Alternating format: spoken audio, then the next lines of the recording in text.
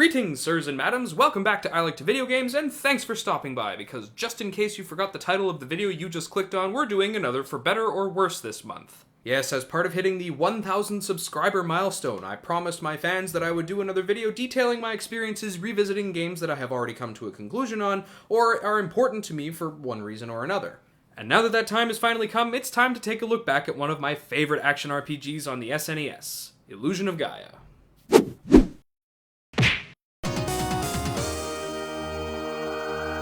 Illusion of Gaia isn't really a game that springs to people's minds when you say the words SNES Classic. This always kind of weirded me out because as a sheltered youngling living off the gaming fixes I got at friends' houses, I had no real context of what the wider world of gaming looked like. And as I was actually able to play Illusion of Gaia on more than 2 occasions over the years, it remained in my mind as a classic. But despite how much it stuck in my mind, it's a game that isn't widely remembered and is played even less. Upon starting the game, it's hard to see why. It's got a great setup. It's the age of exploration, and ships sail for all the corners of the world, uncovering the wonders of history, though our protagonist, named Will, begins the game in class in his idyllic coastal hometown. We learn that Will recently returned from an expedition to the Tower of Babel with his father, though Daddy never made it back, and in fact Will doesn't remember what happened or even how he made it home. It isn't long before we get wrapped up in some royal shenanigans, royal of course meaning regal and hugely messed up. Will receives a letter from King Edward requesting a family heirloom, specifically a ring that once belonged to Will's father. Neither our hero nor his grandparents are aware of such a ring, and thus Will travels to the castle to deliver the bad news. Once the king learns of this, he displays his diplomatic savvy and legendary reasonability by throwing Will into the dungeon. Once there, our character learns that he is able to travel to a place called Dark Space, where he begins to commune with the spirit of the planet Earth itself, calling itself Gaia. So, all in all, a pretty standard day in a JRPG. Well, I say JRPG, and I suppose for all intents and purposes it is one of those, but this game actually has a lot more in common with The Legend of Zelda: A Link to the Past than it does, say, Final Fantasy or Chrono Trigger. Each dungeon in the game is a sinister maze filled with monsters to best and puzzles to complete. Gameplay takes place exclusively from a top-down perspective, and all of it happens in real time. Ain't no turn-based business up in here. You're just running around collecting gems and wrecking dudes with your sword, except your sword in this game is actually a flute. Like, yeah, the musical instrument, so it may not be a JRPG, but it's got a J in front of something. A Link to the Past is a quick and easy comparison to make for this game, but Illusion of Gaia is still very much its own animal. There is no cache of equipment to change the flow of any situation imaginable. There are only very few consumables, something like 12 healing items in the entire game to fall back on should the worst happen. Aside from a select few items provided to Will, most of the game's combat and puzzle solving happens totally organically, with very little outside influence required beyond the simple character interactions. Though at times it is enhanced or entirely enabled through the use of special abilities the player learns along the way. Will is able to charge up energy to break objects, slide through low entrances, and even launch himself up over steep inclines by spinning around really fast, for some reason. But there is one special ability that our hero comes to rely on more than just a little bit, and I gotta say, it's kind of a doozy. During one of our trips to Dark Space, Gaia reveals to us that Will is in fact able to change his physical form into one of 2 ancient warriors, Freddy the Dark Knight, and Shadow, an otherworldly being made of light. Shadow is introduced late in the game, but Freddy accompanies us through the entirety of our quest, basically being this game's big old dude with a sword, armor, a cape, flowing blonde hair, and dreamy eyes. So yeah, we've basically got some Shazam stuff going on here now, but the game is careful not to completely devalue Will's presence in the game in the process. As you might expect, Freddy has his own set of special abilities, though they are decidedly more combat specific. Switching between the 2 of them is necessary to finish pretty much all of the dungeons, but because of Freddy's increased combat stats, he is the obvious choice for facing bosses in tough monster rooms. But the game isn't all dungeon crawling. In between the temples and ruins that we explore, there are towns for us to visit, wherein there are story elements to uncover and people to talk to. And it is here that we come across one of the largest departures from what we might call the Zelda formula, and that is that our hero is not in fact making this journey alone. Will's friends from school join him from the outset, but throughout the game, other travelers join the quest. What's great about this is that they make the journey feel so much more real. These characters aren't just there as an extension of the protagonist. Everybody has their own desires and goals, and far from being stock personalities to further the attitude of the game, at times the group schisms. Not everybody makes it to the conclusion, and some don't even come out alive. It's pretty great to see how the group grows and changes as the game plays out, exemplifying notable character development. While they have no real impact on the game itself other than facilitating the location of the next dungeon, Will's companions offer a welcome change of pace and a relaxing framing device for the gameplay proper. After each dungeon, we are almost rewarded by a scene detailing a bit more about how the group grows, not only as friends but as individuals. It's rather satisfying to see Eric grow from a frightened homebody into a well-traveled adventurer, Lance to have actually completed his quest of finding his long-lost father, or for Kara to be experiencing life beyond the castle walls, and indeed learning how to relate to people in a meaningful way for the first time. Some of our companions have more obvious arcs than others, but it's all there and none of it feels out of place. In fact, it imbues this game with a bit more soul than one might be expecting. The one major drawback, however, is that it certainly doesn't feel all that real. The unfortunate truth here is that this game has some amazingly stunted dialogue. Everything is phrased as bluntly as possible and there is no messing around. Something happened? By crikey, the game's gonna tell you about that and only that. Not what a character thinks about it, not how it affected them after the fact. All of the character development I talked up just a moment ago, it's all there, but we don't see or feel any of it.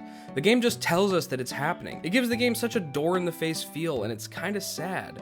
Oh hey, Neil is facing a huge life decision that we've only just heard about now, and is deliberating it during a serious talk with his parents. What do we get? A single box of one-sided dialogue. Good stuff. Oh, what's that? The unstoppable bounty hunter extraordinaire the game has been building up since like the first hour of gameplay has finally caught up to us? What's gonna happen? He is dispatched in a cutscene that lasts less than a minute. Take a moment, game! Like I was saying before, very rarely do we actually get a sense for what the characters are feeling. The character sprites don't convey body language at all, and they don't dwell on their thoughts or feelings when talking to other characters. I mean, Will never even mentions Gaia's presence in the game to any other characters at all. You'd think, hey guys, I can travel to other dimensions and talk to God, would seem like a no-brainer topic of conversation. And he wouldn't have to worry about their delicate minds or sense of purpose or whatever. Everybody sees some pretty messed up business in this game. The ghosts of long dead loved ones, spirits haunting ancient ruins, freaking vampires. Yeah, damn vampires. Just, like, can we talk about the vampires for a second? No? Just gonna keep walking? Fine, alright, go find some more gems for the jeweler. What's his face?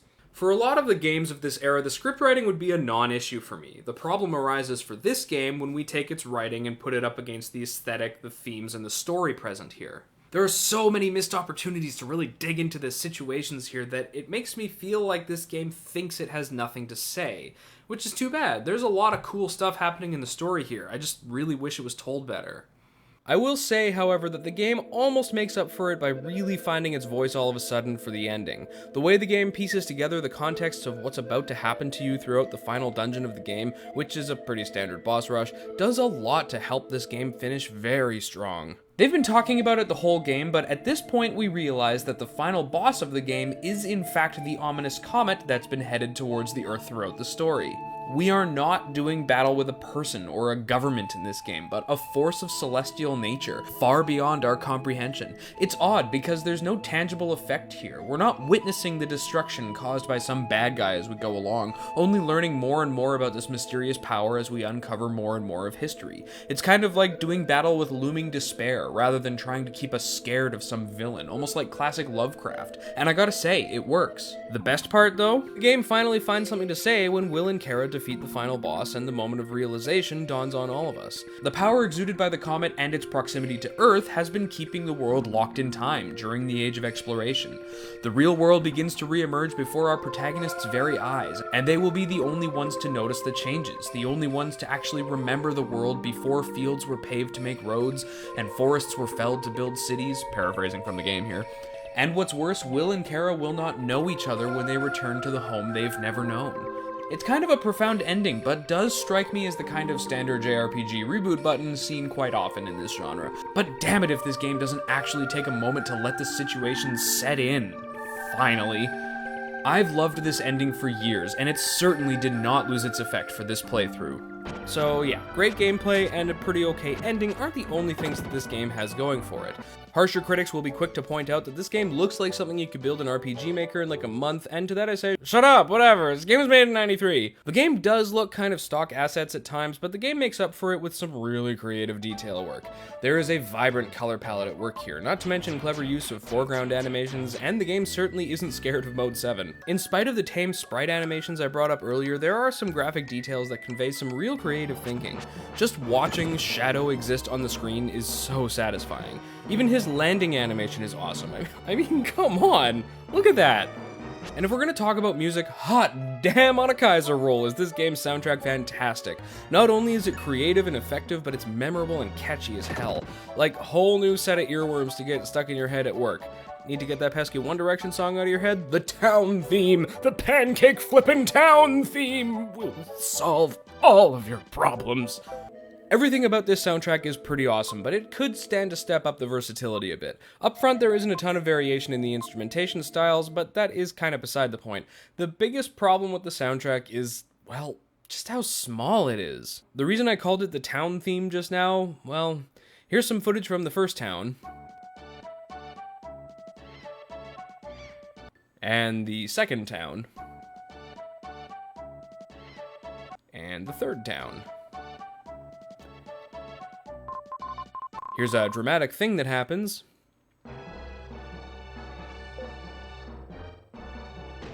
Here's another dramatic thing that happens. Yeah, you kind of see what I'm talking about here. And yeah, the really sad part, that dramatic thing track, also the main dungeon theme. So yeah, the soundtrack kind of dilutes itself over time, which, you know, doesn't make me sad, just disappointed. Truth be told, as I played through the game for this video, I found myself getting hung up on aspects of the game that kind of snagged me and made me think less of the game overall. After all, the title of this show is For Better or Worse, and I was a little worried this game was going to come down on the side of for worse, which is going to happen sooner or later. I mean, I still love the game, there's a ton of nostalgia here, and I had a lot of fun playing it this time around, but thankfully there is one aspect of this game that is always a quick reminder as to how it became so important to me in the first place. Most of the dungeons in this game, with a few exceptions, are based on real-world ancient historical sites. The Incan ruins, the Nazca lines, Angkor Wat, the Egyptian pyramids, among others. There are some original dungeons not clearly based on anything in particular, but I will never forget how this game became largely responsible for my childhood interest in ancient history.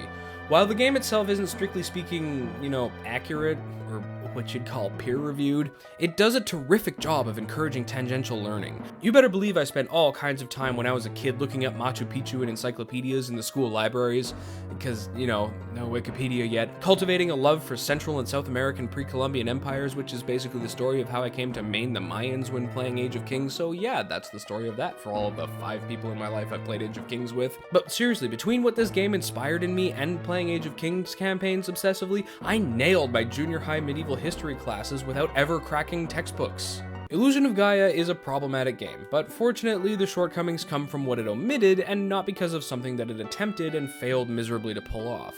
A lot of what's here screams tight budget and limited resources, but in spite of the stunted writing, I'm tempted to cite this game as an example of writing rescuing a game, and I'm speaking specifically about the story and concept here.